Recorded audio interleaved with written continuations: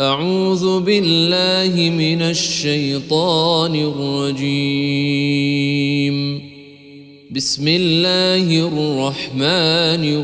الرحيم. يا أيها المزمل قم الليل إلا قليلا نصفه أو انقص منه قليلا أو زد عليه ورتل القرآن ترتيلا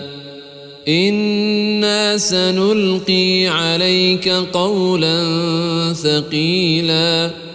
إن ناشئة الليل هي أشد وطئا وأقوم قيلا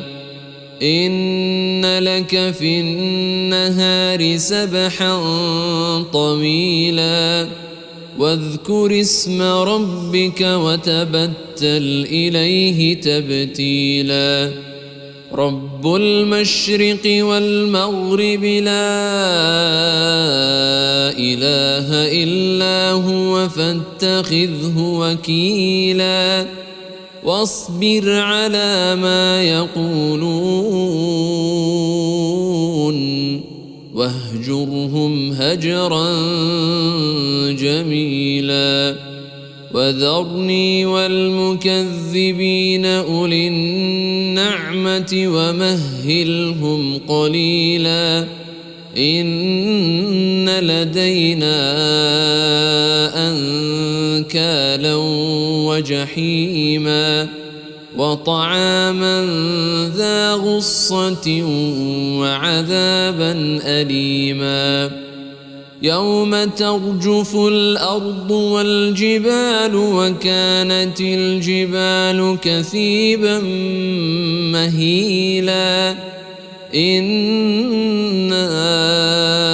أرسلنا إليكم رسولا شاهدا عليكم كما أرسلنا إلى فرعون رسولا فعصى فرعون الرسول فأخذناه أخذا وبيلا فكيف تتقون إن كفرتم يوما يجعل الولدان شيبا السماء منفطر به كان وعده مفعولا إن هذه تذكرة فمن شاء اتخذ إلى ربه سبيلا إن ربك يعلم أنك تقوم أدنى من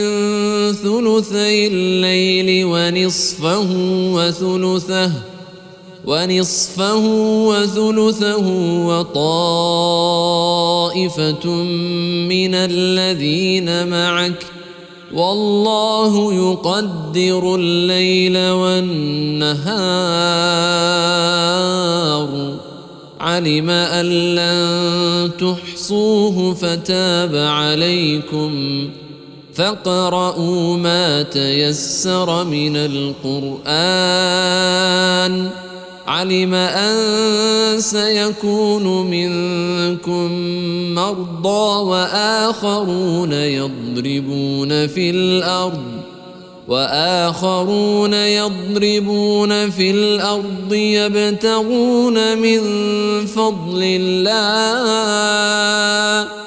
وآخرون يقاتلون في سبيل الله فاقرؤوا ما تيسر منه وأقيموا الصلاة وآتوا الزكاة وأقرضوا الله قرضا حسنا وما تقدموا لأنفسكم من خير تجدوه عند الله هو خيرا وأعظم أجرا واستغفروا الله إن الله غفور رحيم. صدق الله العظيم.